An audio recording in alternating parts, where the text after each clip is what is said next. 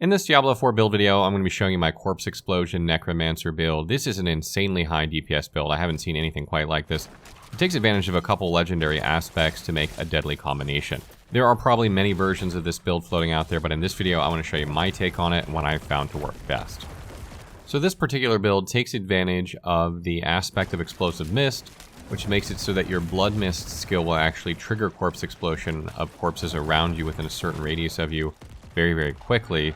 And this triggers chain reactions of more corpses as enemies die to these explosions, and you don't have to sit there and spam R2, R2, or whatever button it is that you have Corpse Explosion mapped to. You don't even have Corpse Explosion slotted in order to have this happen. And it can be extremely deadly as you rip through packs of enemies, triggering explosion after explosion, not unlike the Shadow Archer build where you use the Shadow Imbuement with something like Penetrating Shot. Now, until you get this aspect, you won't be able to take advantage of this combination of things, but you'll still be able to use Corpse Explosion very deadly, and the upgrades from Corpse Explosion actually apply to the Corpse Explosions that happen from this item, so having Corpse Explosion upgraded anyway is actually very good for this build. So for my basic skill, I chose Reap, and that's because one of the final upgrades of it allows it so that when you strike an enemy, it'll drop a corpse instantly. You don't have to kill that enemy, and that's a great way to get an extra corpse before you run into, leading up with Blood Mist. And it's also a melee range ability, which is great because if you're going to use Blood Mist to trigger corpses, you're going to have to be on top of the enemies anyway. Now, it's not super important which basic skill you use, because once you get far enough along in this build, you're not going to be using your basic skill hardly ever at all. But if you're talking about, as you're making this build, Reap is a good one to begin with. And for my core skill, I took Bone Spear. What I really like about Bone Spear is that it penetrates the first target, goes through and hits multiple enemies, and it applies Vulnerable very, very easily. So you can deal with very hard to kill enemies easily, and you're going to be able to kill lots of enemies on the screen. And usually what will happen later on in your build is you'll fire a Bone Spear to begin with instead of using your basic attack. You'll kill a couple enemies, and then you'll run in, and you'll use your Blood Mist to trigger the Corpse Explosions with that special legendary aspect. And another reason that I chose Bone Spear specifically is I ended up with a very good legendary aspect, the Splittering Aspect, which basically makes it so that Bone Spear's primary attack makes enemies vulnerable for 3 seconds beyond the first target. So not only once you have an upgrade will it be the first target, but it'll also be enemies behind it, and it also makes it so the shards deal additional damage to vulnerable enemies. And go through them, hitting more enemies. So this just makes your Bone Spear even more effective, and it was a reason why I chose this, but you could go with any of the core abilities. It doesn't have to be this one. So then this brings us to Blood Mist, of course. This is one of the primary skills we're using for this build, and this is what you're going to trigger the Corpse Explosion chain with. I only have one basic point here in it. I have an extra point from a piece of gear randomly.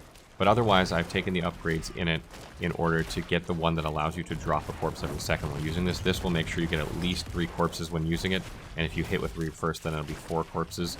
So that gives you at least 4 explosions, which is great, and it's just a really good synergy right there. You don't really need to upgrade this ability. It's kind of a one-point wonder other than getting that last upgrade. And something really great about this ability as well is that it makes you immune during this time, and that's going to allow you to move around and not take any damage while you're in this form. You won't be able to do anything else, but at least you're not going to take any damage while enemies are exploding.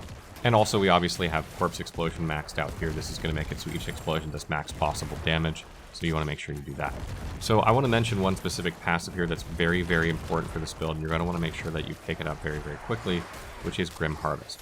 This makes it so that when you consume a corpse, for each point spent, you gain 3 essence. So at max rank, you're going to gain 9 essence per corpse consumed.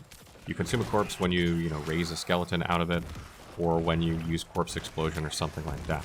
So when you go through your chain reaction of corpses or whatever, you're going to refill your essence very, very quickly. And what this allows you to do is juggle back and forth between spamming your Bone Spear, which is going to consume a lot of essence because it's very expensive, and then you're going to go through all that essence, and then you're going to cast Blood Mist in order to trigger the chain reaction of explosions. That's going to replenish all of your essence, and then you can go back into spamming your Bone Spear again, and then when you run low again, you can go into Blood Mist and then replenish your essence, and that's just kind of alternating between those, and it keeps your damage very, very high the whole time.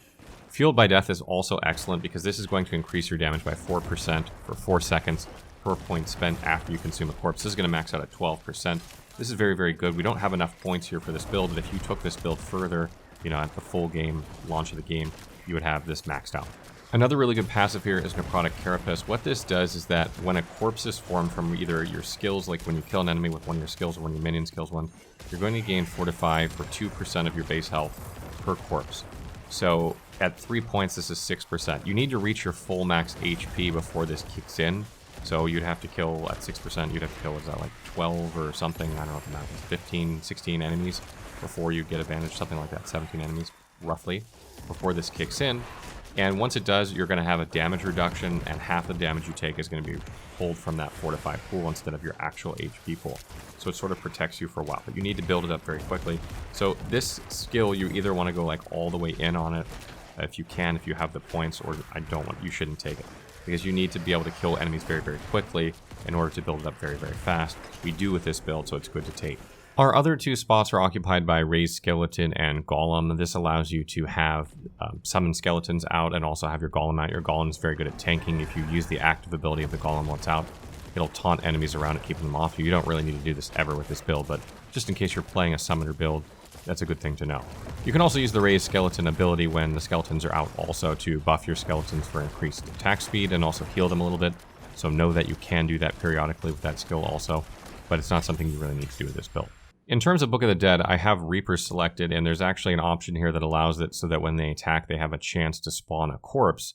That adds to our corpse pile that then can be detonated, and that's why I keep them here. You don't really need minions for this build, but these ones add a corpse, and the Golem actually has an option there that will allow it to drop a corpse if it takes a big chunk of its health. This is particularly true during boss fights. That'll give you some corpses during boss fights as well.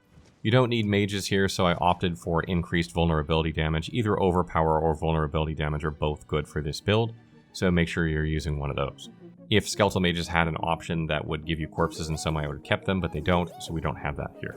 So that wraps up our Corpse Explosion Necromancer build. It's extremely deadly build right now. If you're playing a Necromancer and you haven't tried it yet, go out there and try it and see what you can do with it.